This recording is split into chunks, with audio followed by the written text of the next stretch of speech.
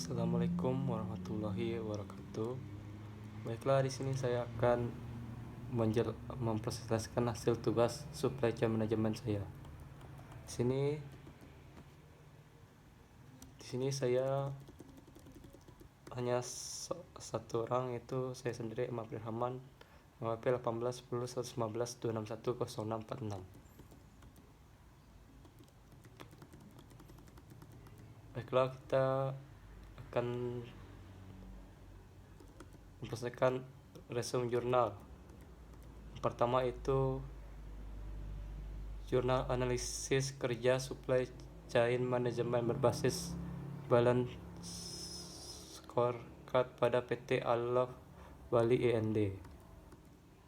Jurnalnya itu jurnal manajemen UNUT pada tahun 2018. Penulis Danis Tanaka dan Nyoman Nurkaya. Pembahasan berdasarkan hasil penelitian yang disimpulkan di atas bahwa secara keseluruhan pengukuran kinerja supply chain manajemen PT Alaf Bali END dengan menggunakan metode balance scorecard adalah: 1. Pengukuran kinerja PT Alaf Bali END diukur dengan perspektif keuangan masih terasa kurang baik dan memperlihatkan kondisi yang fluktuatif dari tahun 2011 hingga tahun 2014, dan untuk memutar modal perusahaan masih sangat tergantung pada peminjaman dari owner. Hal ini perlu menjadi perhatian perusahaan agar kedepannya lebih meningkatkan penjualan, khususnya pada penjualan lokal. 2. Dari perspektif pelanggan sendiri menunjukkan hasil yang baik.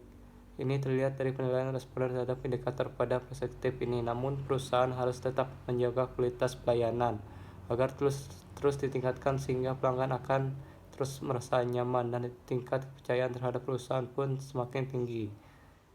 3. Penilaian kinerja bisnis internal dapat dikatakan sangat baik, namun pada hasil kuesioner indikator forecast akurasi memiliki nilai yang paling rendah. Indikator ini berkaitan dengan pencapaian penjualan dari target yang telah ditentukan PT Alaf Bali END sendiri.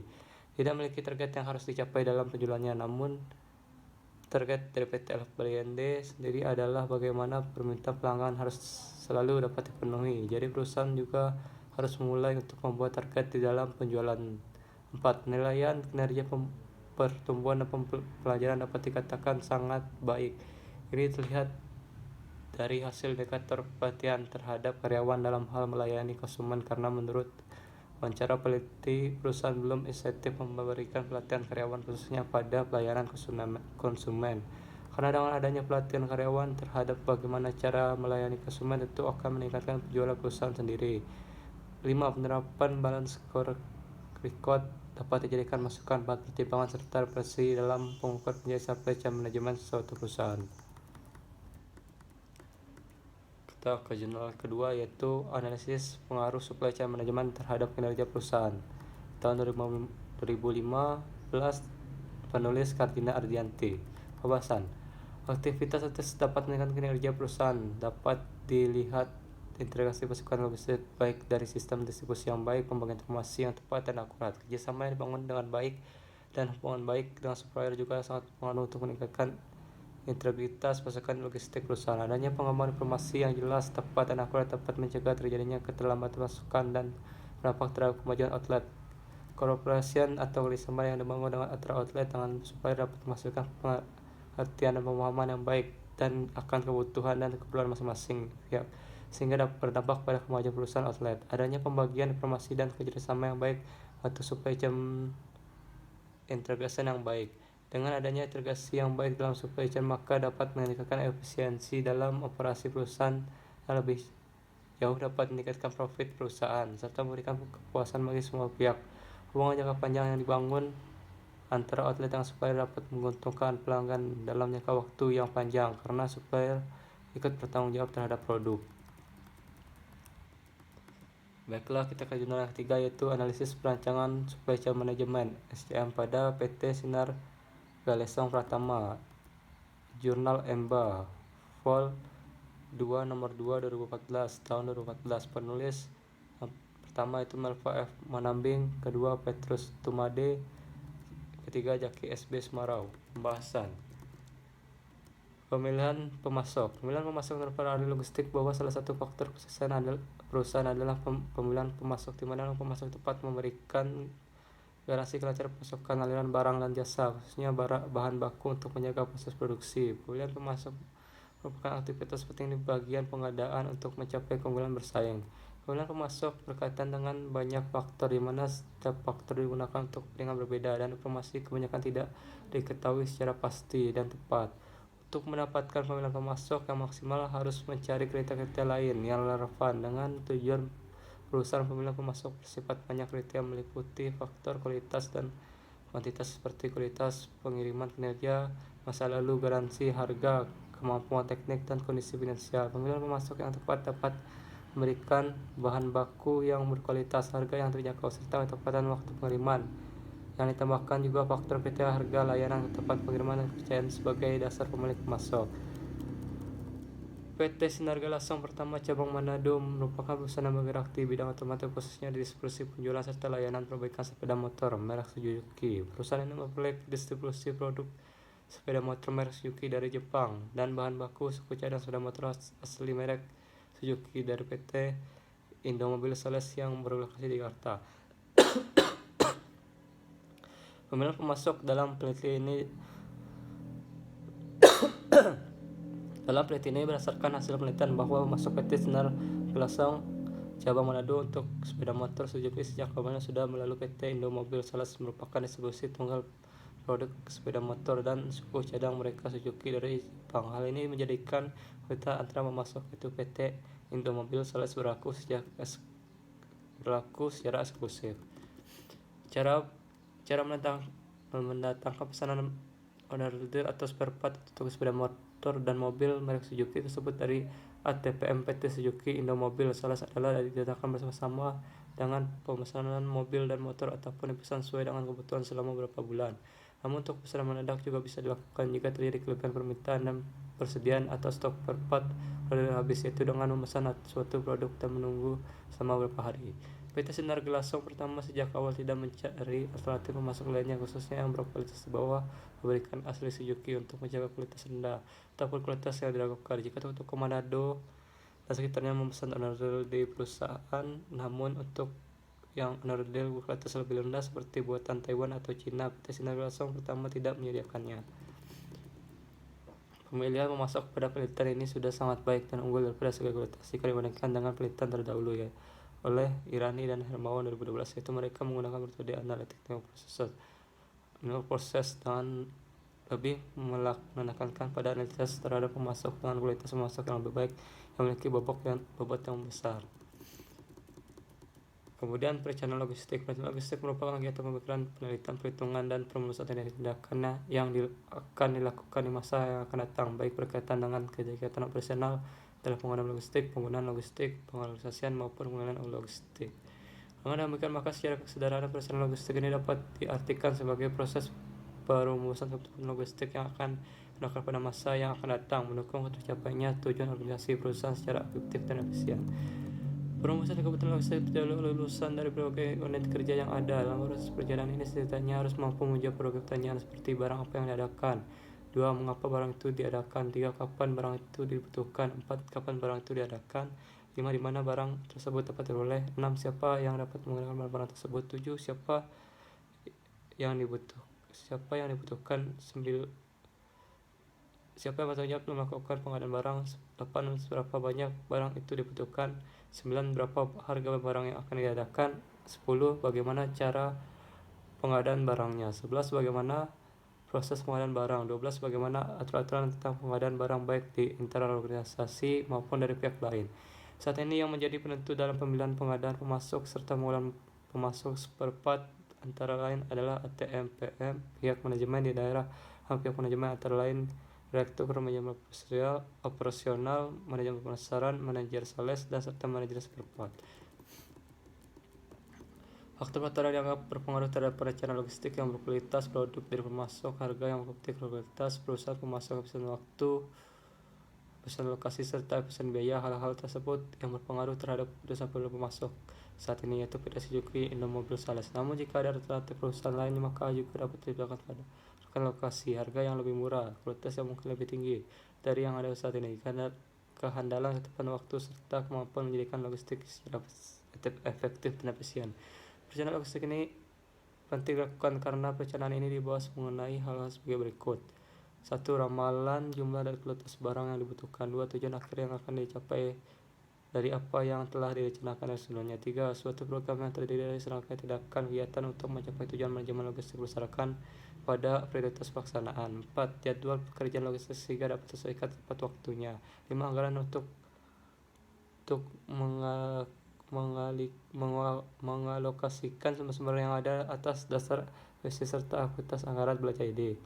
Dan tekan dalam bentuk uang. Cara yang tepat pengadaan distribusi dan distribusi logistik. 7. Penafsiran kebijakan yang akan diambil agar terjamin dengan kelangsungan dan keteragaman kegiatan serta tindakan logistik yang akan dilakukan. PT Sinar Gelasong Pratama Sirom bersedia dibantu oleh pihak universitas atau perguruan tinggi dalam rangka membantu data dan sistem yang berkaitan dengan perencanaan pemilihan dan pengadaan logistik ataupun manajemen logistik lainnya di perusahaan mereka. Hal ini dalam rangka untuk mencapai manajemen logistik yang efektif dan bisa digunakan menunjang pencapaian visi dan misi dan tujuan perusahaan dan perencanaan perusahaan di masa yang akan datang. Hal ini untuk meningkatkan inovasi dan juga penggunaan sains teknologi dalam menghadapi persaingan seperti perusahaan yang sudah mapan lainnya di bidang kendaraan bermotor seperti merek Jepang lainnya, serta merek Korea, Amerika Serikat, Eropa, Cina, India, dan sebagainya.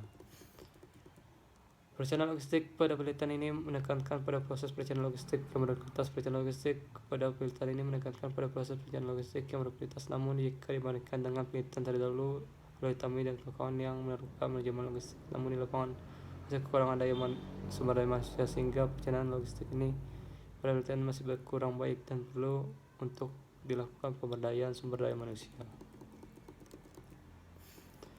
Pendistribusian logistik. Pendistribusian logistik secara singkat diartikan sebagai kegiatan pengiriman dan penyaluran barang jasa produsen ke konsumen. Pendistribusian logistik merupakan proses penyampaian secara efisien, efektif, aliran dan penyimpanan barang dan jasa dan informasi terkait dari titik asal ke titik konsumsi yang bertujuan untuk memenuhi kebutuhan konsumen. Pendistribusian logistik dalam penelitian ini adalah kegiatan yang mendistribusikan barang dari PT Sinar Gelasong Pratama ke toko-toko yang bekerja sama dalam menjual owner deal asli Suzuki. Kegiatan distribusi logistik dilakukan pada saat masukan diterima di gudang perusahaan di Manado, kemudian didistribusikan ke toko-toko owner deal yang menjadi partner Suzuki dalam menjual owner deal asli Suzuki.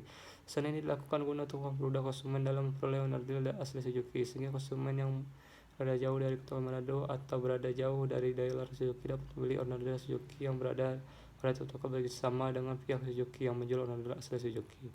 Toko menjual owner deal asli dari Suzuki sangat merasa puas terhadap kualitas owner deal yang didistribusikan pada pihak PT Sinar Gelasong Pratama, dan selama menjual tidak pernah ada kritikan dari konsumen. Selain kualitas owner deal yang baik, distribusi logistik yang dilakukan pada PT Sinar Gelasong Pratama tidak pernah mengalami keterlambatan pasokan untuk ke toko-toko dikarenakan PT Sinar Gelasong Pratama dan mempunyai stok owner deal yang disimpan di gudang perusahaan.